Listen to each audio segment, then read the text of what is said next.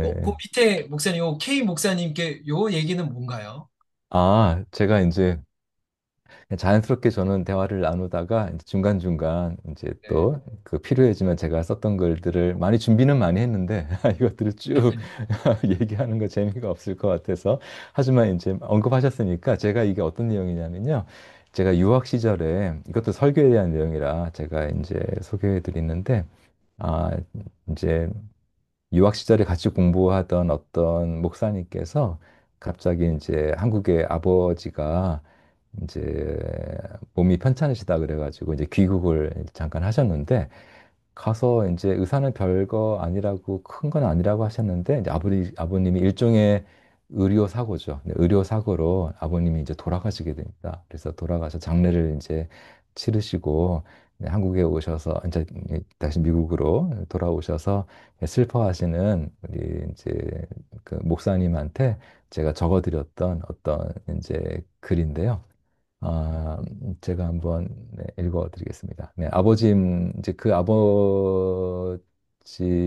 유품을 정리하시다가 우리 그 K 목사님의 석사 논문을 아버지께서 읽으시고 남기셨던 것으로 보이는 메모가 있었다는데 칼빈주의 뭐 이렇게 적혀 있었대요. 아마 그 아버지는 그 말이 이게 무슨 말인지 그 말이 생소해서 모르는 단어를 적어 놓듯이 당신의 노트에 적어 놓으신 것 같다고 그 친구 목사님이 제게 얘기를 했습니다. 목사님, 왜 우리는 이 칼빈주의 같은 이제 그런 말들에 대해서 배우려고 이렇게 오랜 세월, 저만 해도 10년 이상을 미국에서 공부를 했는데요. 칼빈주의랄지, 뭐, 영성이랄지, 이렇게 보통 사람들이 잘 모르는 네, 그런 단어들에 대해서 공부하러 이렇게 오랜 세월 멀리까지 유학을 와서 아들 노릇도 못하고 또 가장 노릇도 제대로 하지 못하고 이러고 있는 것일까요? 신학을 잘 배워서 이게 신학이 있는 설교와 목회를 통해서 교회를 바로 세우고 성도들을 생명의 길로 인도하고자 했던 우리의 선택과 확신, 네, 정말 옳은 것이었을까요? 하지만 누가 신학에 귀 기울이나요? 교회 성장학이 아니라 또 성공학이 아니라 또 행복 심리학 또 과학이 아니라 어떤 신학의 말에 요즘 누가 귀를 이제 기울이나요? 목사님도 일주일이면 끝난다. 처음에 어떤 그 의사가 되게 확신 있게 얘기했대요. 일주일이면 아버님 괜찮아지신다. 그런 확신에 찬 의학자의 말을 듣고 신뢰하셨다고지요. 누군들 그렇지 않겠습니까? 그러나 우리의 이런 신학 공부는 배우면 배울수록 네, 우리에게서 네, 초년생 때의 자신감을 앗아가고 신학 공부 처음 할 땐 굉장히 자신감 충만합니다. 다 알 것 같고 근데 공부하면 공부할수록 더 모르는 게 많아지고 해답이 뭐냐? 그래서 답이 뭐냐? 뭐 비법이 뭐냐? 이렇게 묻는 이들 앞에서 신학이 무슨 소용이 있느냐? 조롱하는 이들 앞에서 우리는 그저 겸연쩍은 미소나 짓고 서 있을 뿐이죠. 철저히 무력한 자신의 모습을 보며 자괴감에 허우적거릴 때가 얼마나 많은지. 그러나 목사님, 저는 목사님께서 적어 내려가신 큰 슬픔의 기록에서 저를 이런 못난 감상의 늪에서 건져주는 말씀을 듣습니다. 일주일이면 끝이라고 더없이 확신에 찬 목소리로 말했다는 그 의사 결국은 그 아버님 돌아가시고 나서 낮은 목소리로 시간을 얘기한 거죠. 13시 24분. 뭐 돌아가셨다, 이렇게. 얼마나 분명하고 내 과학적이고 정확한 말인지요. 하지만 제 아무리 분명하고 과학적이고 정확한 말이라도 네, 목사님, 그 말은 사망 선고의 말에 지나지 않죠. 죽은 사람을 두고 죽었다 말해주는 말에 지나지 않습니다. 이 세상에는 소망이 없음을 보여주는 말에 지나지 않죠. 이 세상 모든 것들은 다 죽음의 권세 아래 처해 있음을 말해주는 말에 지나지 않습니다. 그러나 목사님, 과학이, 이 세상 학문이 목소리 내리깔고 진술하는 그 사망의 말 뒤에 목사님은 우리는 무슨 말씀을 듣습니까? 예수께서 이르시되 나는 부활이요 생명이니 나를 믿는 자는 죽어도 살겠고 무릇 살아서 나를 믿는 자는 영원히 죽지 아니하리니 이것을 네가 믿느냐? 천지를 진동시키는 이 우렁찬 음성, 이 말씀을 우리가 들었습니다. 그래서 우리가 여기까지 왔죠. 이 생명의 말씀을 전하는 사람이 되기 위해서 처세술이나 성공학이나 행복학이 아니라 말씀을 전하는 사람이 되기 위해서 죽음을 연습할 수 있을 뿐인 이 세상 철학이 감히 꿈도 꾸어보지 못한 부활 생명의 복음을 전하는 사람이 되기 위해서 네, 벌써부터 지금 여기에 역사하고 있는 그 부활 생명 사건의 전조와 그 조짐 앞에서 떠는 사람이 되기 위해서 떠느라 떨며 말을 제대로 하지 못하는 사람이 되기 위해서 이 세상에 소용되는 말, 말이 되는 말은 한마디도 제대로 하지 못하고 그저 떨리는 손가락으로 하늘을 가리키며 저 앞을 가리키며 하나님이 오고 계시다. 네, 말할 줄밖에 모르는 사람이 되기 위해서 하나님의 말씀 앞에 무릎 꿇는 신학도가 되기 위해서 그러니 목사님, 우리 낙심하지 않도록 해요. 날마다 더욱 무력해지고 무능해져 가는 우리이지만 우리를 말씀을 섬기는 사역자, 신학도의 길로 부르신 주님께서는 우리의 이 무력과 무능을 통해 당신의 전능을, 당신의 부활 권능을 나타내 보이실 것임을 우리 다시 믿도록 해요. 우리가 다시 믿을 때 이 세상에는 다시 사신 우리 주님의 부활의 증거가 하나 더 많아지는 것이죠. 우리 나는 부활이요 생명이니 나를 믿는 자는 죽어도 살겠고 무릇 살아서 나를 믿는 자는 영원히 죽지 아니하리니 이것을 네가 믿느냐 물으시는 주님께 예 믿나이다 주님 하고 대답하도록 해요. 주님의 위로가 큰 슬픔을 당하신 가족분들 모두에게 목사님께 함께 하시기를 빕니다. 제가 사랑하는 친구 목사님 좀 진지하게 신학을 공부하시고 정직하게 설교하시는 또 정직한 신학자가 되기 위해 애쓰시는 우리 사랑하는 목사님의 그 슬픔을 당한 목사님께 제가 적어드렸던 그런 글을 잠시 나눠보고 싶었습니다. 아, 친구 목사님, 굉장히 큰 위로가 되셨을 것 같아요. 그 목사님, 마침 부활에 대한 또 이런 어, 친구에게 또 믿음의 동지에게 이렇게 보낸 이 글을 다시 이렇게 이제 듣게 되니까 목사님 이번 그 책 가운데서도 절기 쭉 이렇게 흐름 속에 부활에 대해서 아니 근데 저는 그 이번에 그 이 교수님 그 책을 이렇게 읽으면서 설교집이라고 내셨는데 그 학교에 또 계시고 또 많은 책을 번역하셔서 그런지 모르겠지만 문장이 굉장히 수려하고 심플 아주 너무 이렇게 막 너무 화려하지 않은 단어들 그런 문장들인데도 굉장히 울림이 있는 소박한 단어를 통해서 이게 굉장히 울림을 크게 주는 그런 글이라는 그 인상을 많이 받았고 설교집이라기보다는 어떤 그 절기의 주제를 가진 그런 에세이 같은 이게 저희가 이제 배우들 가끔 이렇게 만나보면 배우들이 그런 얘기를 하더라고요. 배우들마다 이 말할 때 쪼가 있다 이런 얘기를 해요.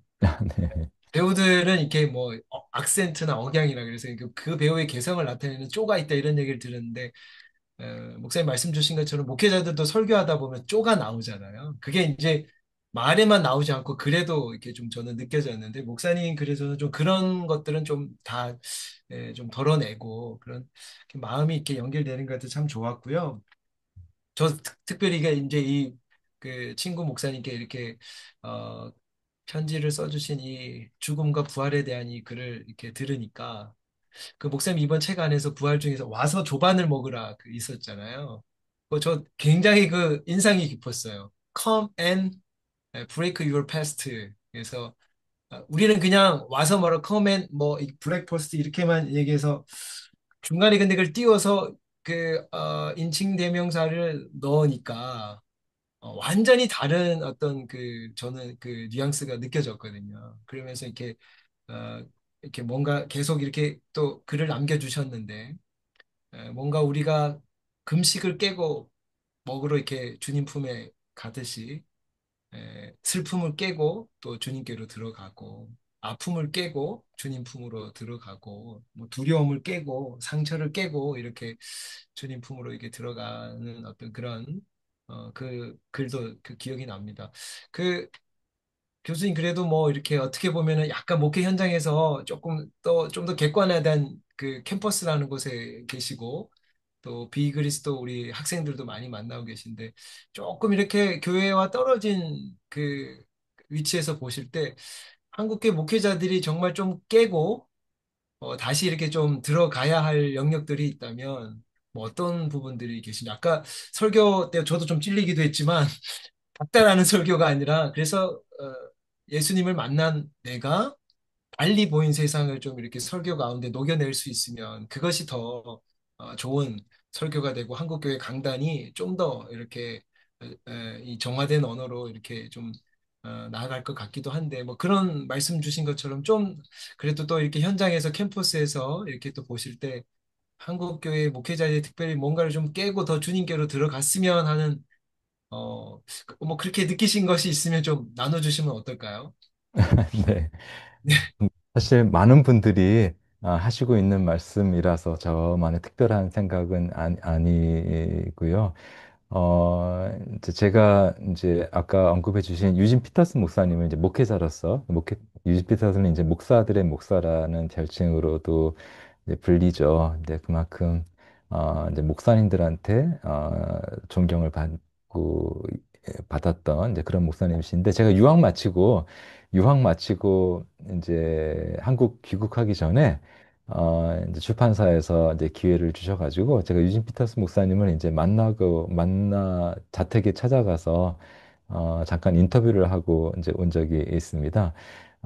그래서 그 목사님 계시는 곳에 네, 또 메시지 번역을 하셨던 그 책상이고요. 네, 여기서 여러 가지 그 메시지 번역에 대해서 여쭙기도 하고 이렇게 대화를 나누고 어, 돌아왔는데요. 어, 근데 제가 유진 피터슨 목사님을 만나왔다 그러면 늘 이제 물으시는 게 이제 어떤 인상이 어땠냐고 물으시는데 제 말은 그 늘 같습니다.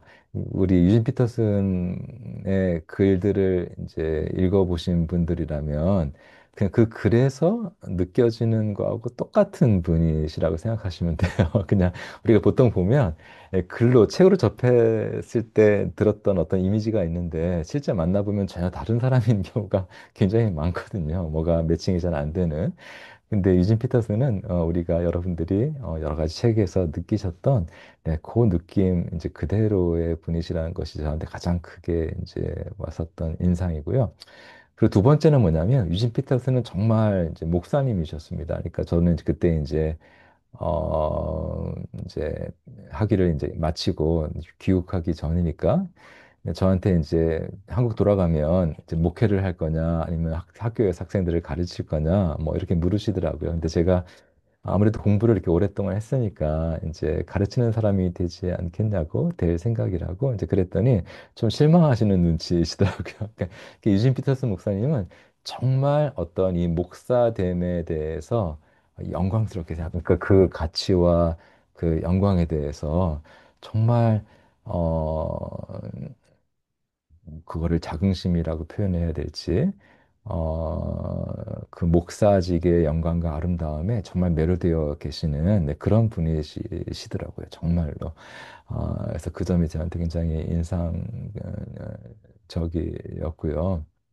제가 이제 인터뷰할 때는 이제 설교할지 준비를 할지 뭐 이제 메시지 성경 번역이랄지 이런 여러 가지 질문들을 했었는데 성경에 대해서 읽기에 대해서 주셨던 조언은 그분이 이제 여러 가지 다른 책에서도 이미 여러 가지 많이 말하고 있는 내용이긴 하지만 그냥 간단합니다. Read slowly. 네, 천천히 성경을 읽어야 된다는 거거든요. 느리게, 그러니까 slow 뭐 reading이라고 해야 될까요?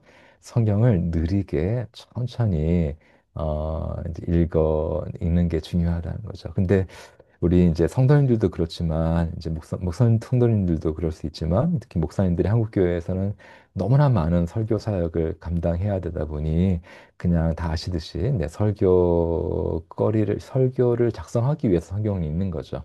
이렇게 찾아보고 레퍼런스 북으로 그런 성경 읽기에는 이제 슬로우 리딩이 되지 않겠죠. 그것이 아니라 어 제가 사실은 제가 그 설교 준비에 매료됐던 것이 유학 시절에 그때는 사실 바쁘지 않았거든요. 그냥 잠시 그때는 공부도 좀 미뤄두고 그냥 오로지 일주일 동안 월요일은 어떤 주석을 보고 또 성경을 뭐 보고 이렇게 일주일의 모든 스케줄을 설교 준비에 맞춰서. 근데 이런 말 들으면 이제 여기 계신 목사님들은 야, 정말 호사다.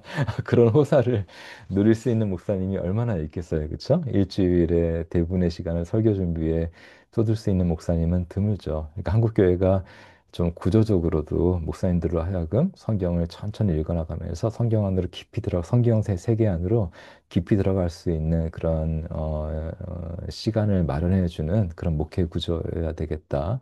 네, 그런 생각이 듭니다. 그러니까 성경을 이용하는 사람이 아니라 어, 성경을 이제 정말 읽어내는 이제 읽는 이제 그런 사람이 그런 목회자가 필요한 거죠. 목회자가 그런 식으로 성경을 대하고 성경을 자신이 음, 하고 싶은 말을 위해서 이용하는 사람이 아니라 정말 성경의 종이 돼서 성경 말씀의 종이 돼서 말씀을 그렇게 읽어 나가는 것은 설교에 드러날 수밖에 없고 그러다 보면 성도님들도 자기가 알게 모르게 하나님의 말씀, 성서를 대하는 자세를 본인도 알게 모르게 목사님의 태도에서부터 배워나간다고 생각합니다. 그러니까 목사님이 어떤 설교 성경 구절을 어떤 구호랄지 어떤 본인의 아젠다를 위해서 이렇게 자꾸 이용하는 식으로 하면 성도들도 그걸 똑같이 배웁니다. 똑같이 배워서 남을 공격하는 무기로 단순한 어떤 네, 그렇게 자기를 가리는 어떤 도구로 이제 성경을 이용하게 되죠. 음, 네, 그래서 네. 그리고 또 한 가지는 아까 했던 말에 유진 피터슨이 목사로서의 자긍심, 칼 바르트라는 신학자가 했던 말인 것으로 기억하는데요. 뭐니 뭐니 해도 자기는 주일 아침 11시부터 그 1시간 내에 가 이 세상에서 가장 중요한 일이 벌어지는 순간이라고 믿는다. 네, 정말 그렇게 믿는 사람이라야 어, 사람만 설교자가 돼야 될 것 같습니다. 제 생각에. 정말 진짜 이 세상에 여러 가지 일들이 많잖아요. 지금 대선 토론하고 있다고 그랬죠? 대선 토론도 되게 중요하잖아요. 중요한 일이 일어나는 순간이죠. 또 뭐 트럼프와 누가 또 회담을 한다거나 이 세상에 정말 너무나 중요한 일들이 많이 벌어지고 있지만 뭐니 뭐니 해도 가장 중요한 일은 매 주일 아침 11시부터 12시 그 사이에 이 세상에서 가장 중요한 일은 바로 그 시간에 일어나고 있다는 사실을 정말로 이제 믿어지고 믿는 사람이라면 어, 우리 목회자가 될 자격이 있다. 네, 그런 생각이 듭니다. 네.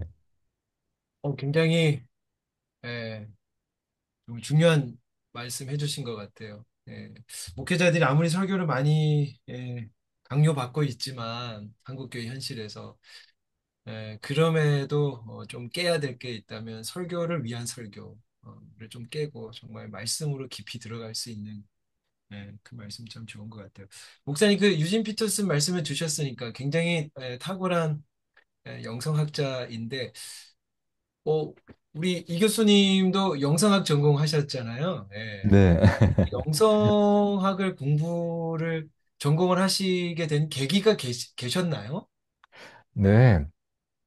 아, 영성이라는 이제 말은 이제 불과 서구에서도 한 몇십 년, 2, 30년 전부터 이제 널리 이제 쓰이고 있는 이제 말이죠. 그전에는 이제 경건이랄지 또 디보션이랄지 이제 그런 말로 이제 되던 것을 요즘은 이제 영성이라는 말로 이제 쓰고 이제 있는데요.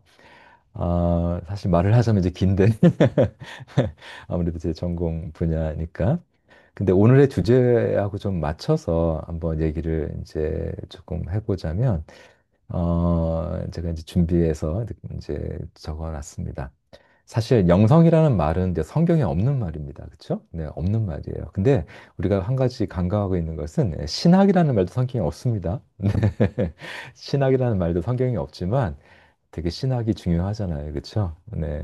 그러니까 성경에 없는 말이지만 신학이 필요한 까닭이 있는데 저는 성경을 영적으로 읽기 위해서는 신학이 필요하다고 생각합니다. 왜냐하면 신학의 도움 없이 성경을 읽다 보면 자기가 그걸 못 느낄 알아차리지 못하는 경우가 많은데 많은 경우에요. 성경을 철학적으로 읽습니다. 철학적으로 읽거나 그냥 심리학적으로 읽습니다. 위로를 받고 마음의 안정이랄지 그냥 심리학적으로 읽고 또 어떤 분들은 종교학적으로 읽고 또 어떤 분들은 문학적으로 읽고 또 어떤 이제 학자들은 주로 역사학적인 관점을 가지고 고대 문서를 대하듯이 역사학적으로 성경을 읽고 또 사회학적으로 또 성경을 읽는 분들도 있어요. 근데 한 가지는 이런 철학적으로, 심리학적으로, 종교학적으로, 문학적으로, 역사학적으로, 사회학적으로 성경을 읽는 것이 필요한 일이에요. 그거는 가치 없는 일 아닙니다. 굉장히 중요한 일이죠. 물론 성경을 그런 식으로 읽을 수 있고 또 그렇게 읽을 때 얻는 유익도 큽니다. 하지만 성경에서 하나님의 말씀을 듣는 이들은 하나님의 말씀은 철학 이상의 것이고, 심리학 이상의 것이고, 종교 이상의 것이고, 문학 이상의 것이고, 역사 이상의 것이고, 사회학 이상의 것이라는 것을 알죠. 성경을 읽을 때 하나님의 말씀을 듣는 이들은. 근데 이럴 때 그 이상, 그 more, 그 이상의 차원을 가리켜 주는 말이 저는 영성이라고 생각합니다. 이 세상에 철학, 심리학, 종교학, 정치, 문화, 역사, 사회로 다 담아낼 수 없는 그 이상의 무엇, 네, 이것으로 다 담을 수 없는 그 이상의 어떤 차원이 있는데 그 이상의 차원을 가리켜 주는 말이 적어도 서구에서는 영성이라는 말로 이제 지칭되고 있다고 생각을 합니다. 다시 말해서 영성은 신학의 원천이라고 생각을 하는 것이죠. 그래서 이 자신의 원천인 영성을 신학이 잃어버리면 우리가 많이 보는 것처럼 신학이 그냥 철학이 돼버리고 심리학 같이 돼버리고 종교학, 문학, 역사학, 사회학으로 이렇게 축소가 되고요. 더 나쁘게 이제 되면 그냥 신학이 성공학이 돼버리고 행복학이 돼버리고 심지어 자기계발학, 또 목회공학 같은 것으로 신학이 변질이 됩니다. 영성이 빠지면. 그래서 근데 그러면 경건이라고 하는 성경에서 나오는 좋은 말을 놔두고 왜 굳이 영성이라는 새로운 말을 쓰는 이유는 점점 이제 근대 세계에 들어오면서 이게 역사적으로 봤을 때 신학이 옛날에는 그 신학함이라고 이제 우리가 얘기할 때처럼 신학은 곧 영성이었거든요. 근데 굉장히 신학이 이렇게 머리로 하는 그런 이제 주지주의적으로 이제 바뀌면서 신학이 경성화되면서 그것과 이렇게 연동해서 경건이 연성화가 됐습니다. 그러니까 경건 그러면 어떤 포스를 잃어버리고 그냥 죄 짓지 않고 뭐 술, 담배 안 하고 뭐 나쁜 데 안 가고 그냥 착하게 사는 거. 이 정도 그냥 물렁물렁한 소프트한 그런 것으로 경건이라는 단어가 이제 축소가 된 거죠. 원래 경건은 그런 정도 뜻이 아니라 굉장히 포스 있는 그런 단어였는데 신학은 딱딱해졌고 이제 경건은 물러진 거죠. 신학은 학문 활동이 돼버렸고 경건은 이제 종교 생활이 돼버렸습니다. 그래서 상아탑에 갇힌 말, 예배당 안에 갇혀 있는 말, 상아탑에 갇혀 있는 말도 그렇다고 해서 또 예배당 안에 갇혀 있는 말로도 저는 이 바람 같은 성령의 움직임을 포착할 수 없다고 생각합니다. 그래서 지금으로서는 저는 영성이라는 말이 특히 서구에서 이렇게 신학이랄지 경건이라는 말로 다 담아내주고 있지 못한 성령의 움직임을 포착하기에 굉장히 유용한 단어로 쓰이고 있다. 그런 새로운 말이 필요해서 현재로서는 영성이 그렇게 쓰이고 있다. 네, 그렇게 생각합니다. 네. 님께서 굳이 근데 영성학을 음. 전공하시게 된 이유가 있으셨어요? 그 네, 계기가? 아주 그런 네. 질문이죠. 네, 저는 사실 뭐 개인적인 얘기를 하자면 신학교 다닐 때는 잘 신학을 잘 몰랐습니다. 그렇게 매력을 잘 못 느꼈던 것이죠. 근데 제가 장가를 좀 결혼을 늦게 했는데, 이제 신학교를 졸업했는데, 뭐, 이렇게 결혼을 못 했더니, 어디 이렇게 부목사로 전임으로 나가기가 참 어렵더라고요. 그럴 때 시간이 많았습니다. 전도사로서. 그래서 주중에 이제 주일에는 교회 가서 이제 사역을 했지만, 나머지 평상 시에는 제가 그때 비로소 도서관에서 그때 그냥 수업 시간에 이렇게 말로만 들었던 책들 있잖아요. 뭐 그 교수님들이 얘기하셨던 성서학에서 뭐 또 성서학자, 또 조직신학자, 또 이런 선생님들께서 얘기하셨던 추천하셨던 책들을 시험용으로 막 족보만 이제, 저 족보 시험에 드시려나? 신학교에도 그런 게 있긴 합니다.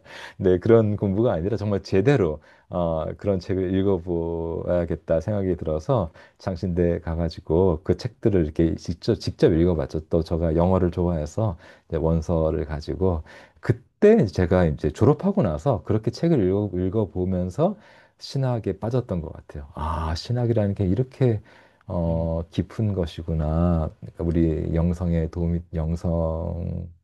자양분이고, 어떻게 표현을 해야 되나?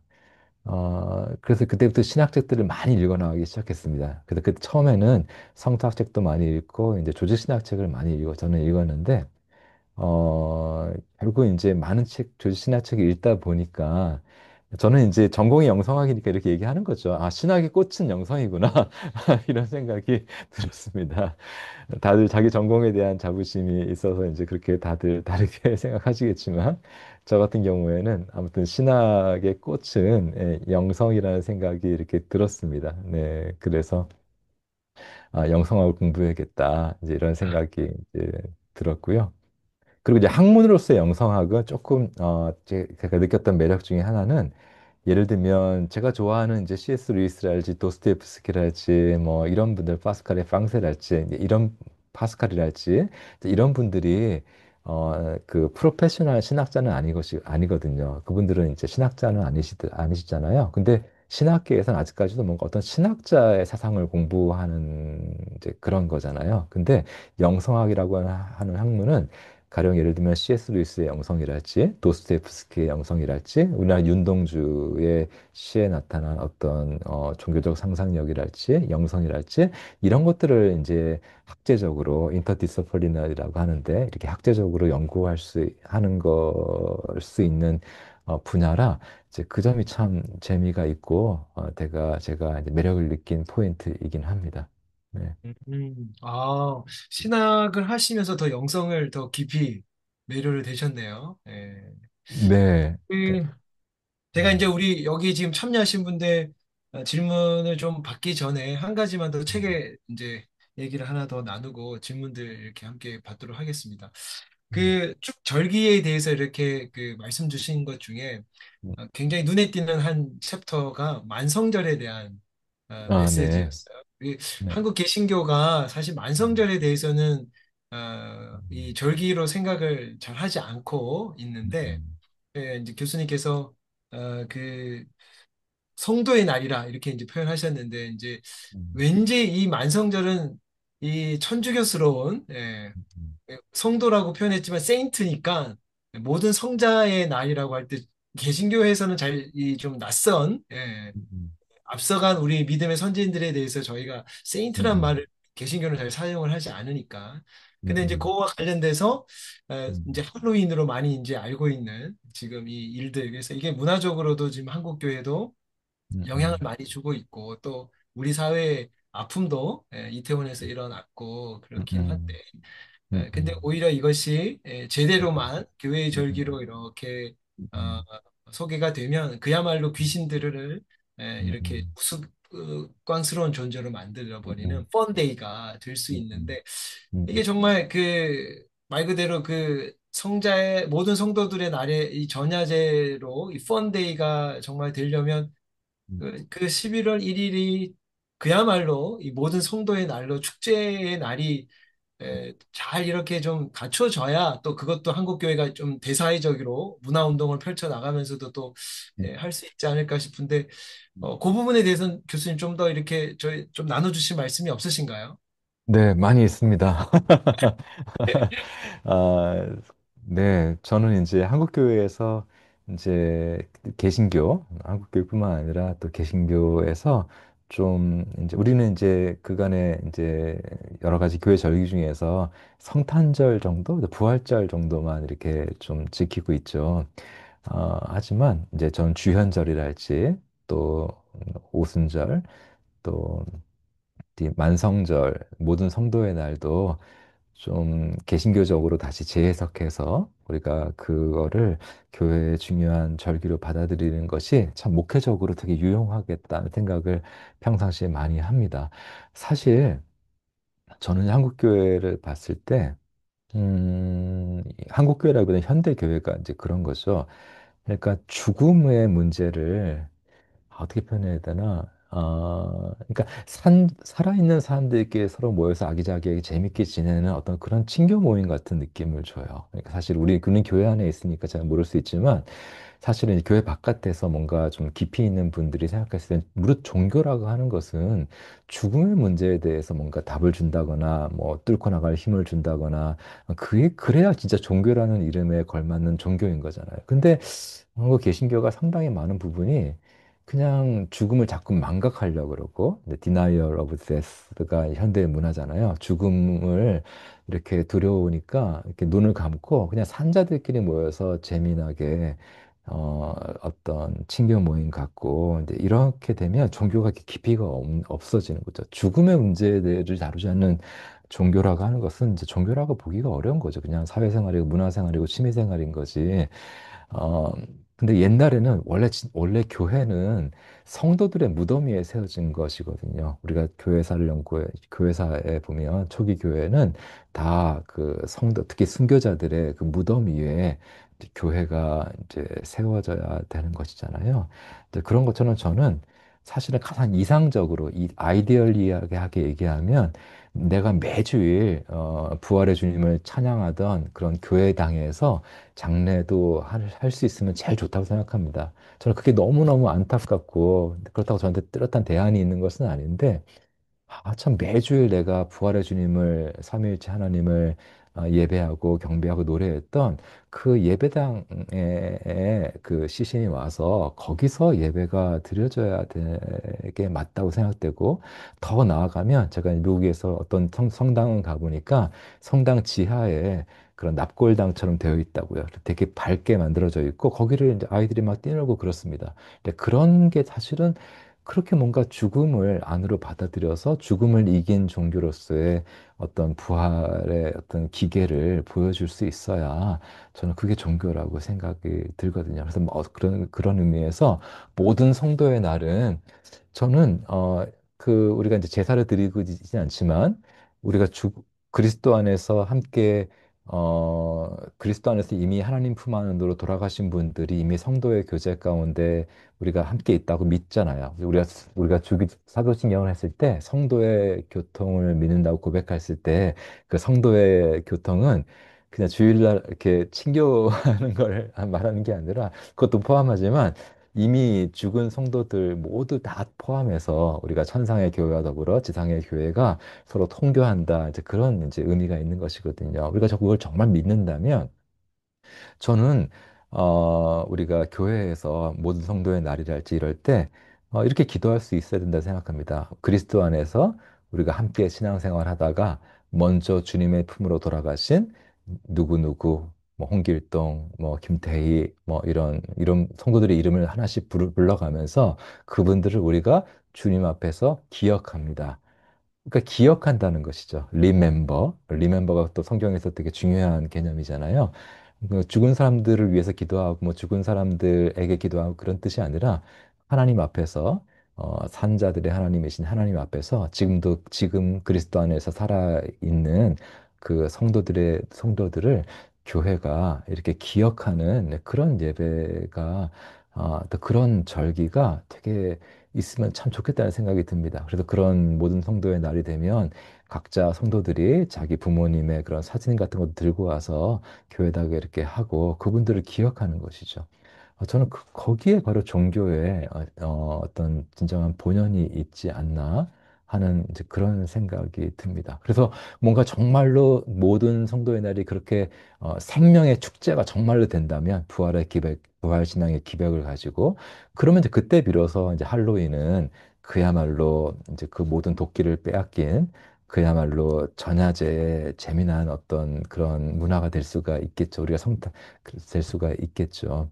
하지만 이제 너무 당연한 얘기지만 특히 우리 한국에서 이렇게 들어와 있는 할로윈 문화는 저는 절대 좋아하지 않습니다. 그건 너무나 상업적이고 그건 너무나 이제 변질된 것이고요. 제가 미국에서 경험해 본 할로윈은요, 정말 소박하게 동네 아이들이요, 평상시에는 남의 바로 옆에 있는 집 문을 두드릴 일이 없습니다. 제 아이가. 하지만 할로윈 밤에는요, 모든 동네 꼬마들이 자기 옆에 있는 그 가서 문을 막 자신 있게 두드립니다. 그러면 그 안에 그 문을 열고 어른이 나와서 사탕을 주죠. 귀여워, 예뻐해주고. 이게 얼마나, 좋은 그 문화이고, 축제잖아요. 근데 한국은 이제 그런 게 아니고, 너무 이제 상업화되고, 이제 네, 우리한테 맞지 않는 이제 그런 그게 되어 있긴 하죠. 네. 음, 아무튼 그래서 모든 성도의 날에 그 부활 신앙을 우리가 다시금 되찾는 어, 이제 그런 절기의 목회적 의미를 음. 우리가 재발견하면 할 수 있으면 좋겠다 이런 생각을 이제 하는 편입니다. 예, 뭐 저도 너무 공감이 되고요. 한국 교회가 일단 성탄절은 굉장히 상업화돼 있고 세속 문화에 많이 빼앗겨 버려서 어떻게 보면은 지금 뭐 되찾기 쉽지 않은데 부활의 음, 문화, 부활절에 서양은 뭐 에그 롤링 테스트도 하고 뭐 백악관에 아이들 초청해서 뭐 그런 것도 하고 또 뭐 에그 버켓에 이렇게 뭐 보물찾기 하듯이 또 뭐 이렇게 계란 찾기도 하고 초콜릿 찾기도 하고 하는데 한국 교회가 음, 그런 어떤 문화를 좀 대사회적으로 다시 좀 선도해 음, 나갈 수 있고 또 말씀 주신 음, 대로 만성절에 대한 것도 좀 더 교회가 음, 더 적극적으로 음, 이 음, 사회를 또 이렇게 움직여 나갈 수 있는 음. 그런 문화적인 요소가 되면 좋겠다 그런 마음이 더 듭니다. 네, 사실 오늘 제가 네, 이렇게 돌이켜 보면 사실 중고등학교 시절에 공과 공부 많이 했는데 공과 공부할 때 선생님이 가르쳤던 공과 내용을 잘 기억나는 게 거의 없습니다. 근데 그 시절에 여러분들도 그렇겠지만 전에 성탄절 오면 같이 이렇게 뭐 형이랑 또 동생이랑 누나들이랑 성탄 트리 같이 장식하고 교회 음, 장식하면서 우리가 음, 했던 추억들이 있잖아요. 사실 그런 추억이 되게 정말 중요한 것 같습니다. 그러니까 음, 절기를 잘 이용하면 음, 모든 성도의 날도 왜 오늘 같은데 우리 할아버지 사진을 왜 들고 교회 가는 거야? 엄마, 아빠. 음, 뭐 음, 그리고 왜 예배 시간에 우리 할아버지 이름을 목사님이 왜 얘기하시는 거야? 뭐 이럴 때 그 의미를 설명해 주면서 이 모든 신앙 교육이 일어날 수 있는 거거든요. 인위적으로 막 딱 제자 훈련 무슨 공과 딱 짜가지고 이렇게 가르치는 게 음, 아니라 이런 절기의 모든 어떤 의미 있는 신학적인 의미가 있는 그런 소박한 그런 의식을 이제 하면서 그 의식의 의미를 가르쳐 주는 방식으로 그걸 이제 미스타고즈라고 하는데 그런 예전의 의미를 설명해 주는 방식으로 기독교 교육이 일어나는 것이 가장 효과적이고 이제 신앙이 전수되는 그런 방식이라는 생각이 듭니다. 그래서 아유, 그런 맞아요, 것. 교수님. 예. 예. 진짜 아니 영성학자랑 예배학자랑 기독교 교육학자랑 문화신학자들이 좀 만나서 새로운 좀 한국 교회 좀 문화를 만들어내서 좀 대사회적인 어떤 그런 전파력이 있으면 좋을 것 같네요. 오늘 어떻게 함께 참여하시면서 이 교수님께 책을 읽으시면서 혹은 아니면 평소에 또 많이 번역한 책을 우리가 또 접했었는데요. 직접 궁금하신 분 계시면 한번 질문해 주셔도 좋을 것 같습니다. 예. 어떠세요? 뭐, 이 교수님께 좀 궁금하신 거 있으신가요? 특별한 기회를 드리겠습니다. 우리 줌으로 함께 하신 분들 중에, 예, 교수님께 좀 궁금하신 거 있는데 한번 그럼 생각해 주시고요. 제가 받은 사전 질문 중에 교수님 이런 게 하나 있었어요. 우리 사순절 제일 첫 번째 소개된 글 중에 강보와 세마포가 있었잖아요. 예, 네. 그러면 이것이 인간이다. 정말 주님께서 보여주신 게 최초의 옷, 최후의 옷은 스스로 입지 못하고 누군가에 의해서 쌓여져야만 했던 이것이 인간의 실존이다 하고 이렇게 보여준 이 사건이 참 저도 야 어떻게 이렇게 이렇게 짜올 수 있었을까 이런 생각을 했는데 아니, 이렇게 뭔가 이렇게 여기 딱딱 이렇게 바로 이렇게 이 눈이 오래 머물게 되셨다는데 그런 뭐 계기가 있으셨다든지 뭐 개인적인 좀 에피소드가 있으셨나요? 이 글을 이렇게 묵상하실 때. 아니요, 이제 그런 건 없고, 그냥 저도 모르죠. 그러니까 이런 게 사실은, 뭔가 설교 준비를 오랜 시간 동안 천천히 성경을 읽어가면서 좀 느긋하게 쫓기듯이 하지 않고 좀 느긋하게 성서를 이렇게 되새기면서 묵상하면서 이렇게 성경을 공부한다든지 설교를 준비할 때의 즐거움 중에 하나인 것 같습니다. 네, 그러니까 특별히 무슨 음, 계기가 있었던 것은 아니고요. 그냥 이상하게 그 단어를가 뭔가 이제 영감을 주었던 것이죠. 네, 영감이 주어져서 생각하다가 이제 그런 것을 했고 또 우연찮게 제가 사실 그런 영감을 이제 그 아이디어라 그래야 될지 인사이트를 얻어서 준비했는데 또 나중에 찾고 보니까 또 이어령 선생님이 또 그런 비슷한 맥락의 시를 쓴 것도 있기도 해서 참 신기하다. 저는 이제 그런 또 네, 그런 즐거움을 네, 느꼈던 것이 그런 어떤 즐거움이 또 뭔가 어, 성경 읽기에 또 뭐 설교 준비에 어떤 즐거움 중에 하나가 아닐까 생각이 듭니다. 그렇습니다. 예. 그, 진짜 뭔가 설교 준비할 때도 뭔가 하나, 딱 인사이트 하나 지나갈 때, 네. 설교를 준비할 때 너무 그 기쁨이 있는데, 요런 거 하나씩 이렇게 슬로우 리딩, 예, 그렇게 하시면서 성경을 깨달으실 때 그냥 그러셨을 것 같아요. 음. 특별히 좀 질문하실 분들 계신가요? 예, 질문에 많이들 쑥스러워 하시는군요. 예, 제가 그, 한번 질문 드려도 네네, 될까요? 네, 권순왕 목사님, 네. 네, 교회력 렉셔너리에 대한 질문인데요. 이제 설교집인데 이게 교회력의 본문을 좀 염두에 두고 쓰신 건지 그러셨다면은 이제 평소에 이제 교회력을 어떻게 활용하는 게 교회력 본문을 어떻게 활용하는 게 좋을지 좀 여쭤보고 싶었습니다. 이게 렉셔너리가 사실 복음서본만 있는 건 아니고 제2독서, 제2독서 이제 시편 이렇게 네 가지 본문을 읽게 되잖아요. 근데 이제 그거를 사실은 정석은 네 가지 본문을 잘 또 활용하는 게 정석일 텐데 그러기가 좀 쉽지 않더라고요. 근데 교수님께서 혹시 그에 대한 좀 어떤 본인의 팁이랄지 활용 방안이랄지 이런 게 있을지 여쭙고 싶습니다. 특히 이제 그 설교자가 하고 싶은 말을 하지 않기 위해서라도 저는 교회력을 따라가는 게 되게 중요하다고 생각하는 편이기는 한데요. 거기에 대한 좀 교수님 생각을 들려주시면 좋을 것 같습니다. 제가 네. 잠깐 부연을 하자면 우리 권순왕 목사님이 구약학자십니다. 예, 아, 구약학을 지금 대학원에서 공부하고 계셔서 아마 성서 전공에 더 관심이 가지신 것 같아요.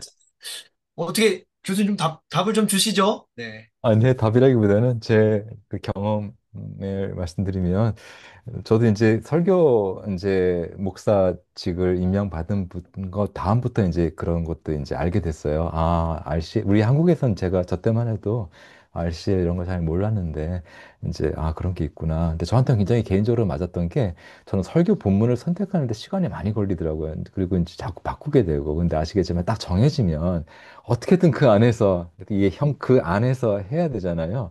그게 굉장히 그 설교자들한테 큰 도움이 되는 거야. 안 그러면 맨날 본인이 잘하는 것만 하게 되니까 누구는 맨날 잠언서만 설교하고 누구는 맨날 요한복음만 설교하고 이렇게 되잖아요. 근데 이제 딱 정해져 오면 근데 말씀하신 것처럼 프랙티컬한 실제적인 면에서는 여러 가지 많은 고민들이 있더라고요. 해보니까 처음엔 저도 네 가지 본문을 다 이렇게 하는 식으로 해보는데 그게 쉽지 않았습니다. 저는 그래서 그냥 이제 사실 성경 낭독이 중요하다 생각하고 저는 오히려 설교보다도 우리 한국 교회가 퍼블릭 리딩이라고 그러죠. 성도들 앞에 성경을 그렇게 읽는 시간이 어떻게 보면 더 중요하고 그 읽기는 다 읽지만 설교 본문을 꼭 네 가지를 다 다루지 않더라도 하지만 복음서는 꼭 다루는 것이 좋다는 생각이 들고요. 그래서 네 가지 꼭 그렇게 다 다뤄야 된다는 생각은 저도 처음에는 그렇게만 해보려고 하다가 그게 그렇게 현실적이지 않다는 이제 걸 깨닫고 네, 그렇게는 이제 하지 않기는 했습니다. 네. 음, 그 RCA를 이제 그 렉셔너리를 한국 교회가 많이 좀 받아들이면 좋겠다는 생각이 들긴 합니다. 정말 목사님들이 하고 싶은 말을 하는 게 아니라 그 성서 본문을 섬기는 사람이 돼야 되는 거니까. 근데 다행스럽게 참 되게 이제 그 RCA로 같이 성경 공부 설교 좀 하시는 분들의 목사님들의 그 스터디 모임도 제가 있다는 얘기를 듣고 또 거기에 대한 좋은 자료집도 또 한국 장르 출판사에서 지금 굉장히 좋은 자료를 번역하고 있다는 말도 듣고 굉장히 조금씩 조금씩 그렇게 많은 분들이 그 렉셔너리에 대해서 이제 관심을 가지고 있는 분들이 많아지고 있는 것 같아서 네, 좋은 것 같습니다. 네. 저도 그 천주교는 성서 정과로 설교하잖아요. 네. 그러니까 그 주일에 전국 어디에 성당을 가도 같은 본문이잖아요. 근데 이제 제가 예전에 그 대학원 다닐 때 입양 그 하는 기관에 입양인들을 위한 그 어댑티들이 다시 이제 한국에 와서 뿌리를 찾고 싶은 걸 좀 도와주는 그런 그 사단법인에 좀 봉사 활동을 한 적이 있는데 그때 천주교 그 가톨릭 신자인 친구가 그 얘기를 하더라고요. 우리는 어느 성당을 가도 그 주위에 같은 본문을 갖고 이렇게 신부들이 강론을 하는데 왜 개신교는 다 지각각이냐?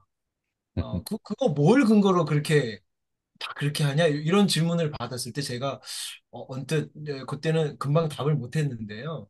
그 작년에 우리 미모군에서 또 그런 프로페짜이 운동을 하면서 로잔 대회를 앞두고 한국교회 강단을 좀 이렇게 함께 이제 사도행전을 선교적 관점으로 읽어가기를 한번 하자면서 이렇게 또 프로페짜이 운동을 지금 계속 이어가고 있는데 좋은 음. 반응이 지금 계속되는 걸 봐서는 아, 성서 정가도 정가지만 이 강단에 음. 좀 이렇게 우리의 좀 이렇게 메시지들을 함께 좀 이렇게 교회들이 이렇게 목회자들이 함께 이 우리 개혁교회 전통대로 프로페짜이를 하고 또 각자 같은 본문이지만 좀 다른 어떤 이런 자신의 울림을 갖고 메시지를 전하는 것도 참 좋은 좀 또 새로운 운동이 아닐까 싶습니다.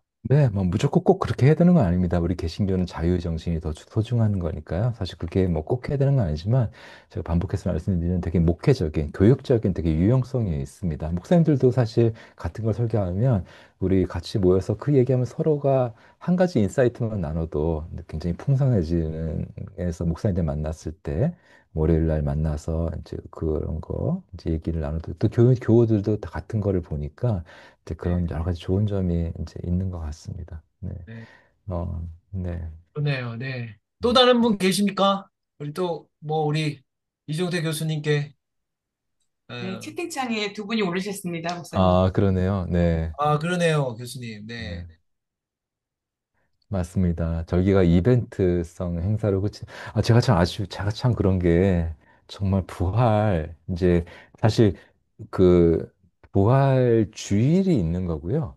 부활절은 부활 주일부터 저기 오순절까지 50일 기간이 그게 부활절입니다. 그러니까 우리는 한국 성도님들은 부활절 그러면 그냥 그 부활 주일 고난 주간 끝에 오는 그 주일만 생각하잖아요. 그건 부활 주일인 거고 그 부활 주일부터 이제 오순절까지 50일 기간이 이제 요즘 한국 교회에서 이제 기쁨의 50일 뭐 이런 운동도 한다는 얘기를 들었습니다만 그게 이제 부활절 시즌인 거거든요. 근데 저는 그래서 이제 음, 약간 과장으로 이제 얘기를 자주 하는데 한국 교회가 사실 우리 한국 교회가 부활 메시지를 잘 전하지 않아요. 그러니까 그게 참 이게 부활이 너무 어렵고 부활에 대해서 설명하는 게 너무 어렵고 근데 유일하게 부활의 의미에 대해서 설명을 그 메시지를 들을 수 있는 기회가 부활 주일인데 그 부활주일도 뭐 칸타타하고 뭐하고 뭐하고 하느라고 설교가 너무 짧잖아요. 그렇죠? 그러니까 이게 정말 큰 문제라고 생각합니다. 그러니까